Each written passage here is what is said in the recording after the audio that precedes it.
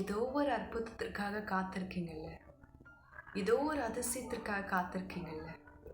ஆண்டவரே, இதில் எனக்கு ஒரு நன்மையான காரியத்தை செய்யுங்க ஆண்டவரே, இதில் எனக்கு ஒரு அற்புதத்தை செய்யுங்க ஆண்டவரே.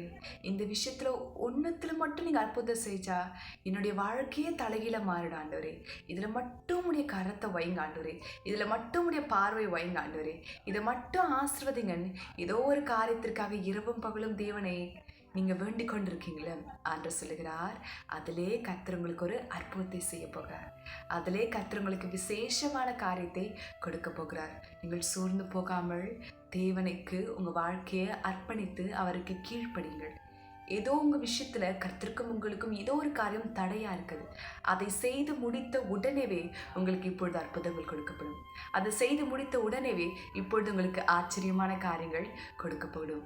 ஆண்டு சொல்லுகிறார், ஆராய்ந்து முடியாத பெரிய காரியங்களையும் எண்ணி முடியாத அதிசயங்களையும் அவர் செய்கிறார். உங்கள் வாழ்க்கையில் ஒரு பலமான விஷயத்தை தேவன் இப்பொழுதே செய்து கொடுக்க போகிறார். நீங்கள் சோர்ந்து போகாதீர்கள். சரி செய்ய வேண்டிய விஷயத்தை இப்பொழுதே சரி செய்யுங்க. உடனே அற்புதம் உங்கள் வாழ்க்கையில் கொடுக்கப்படும்.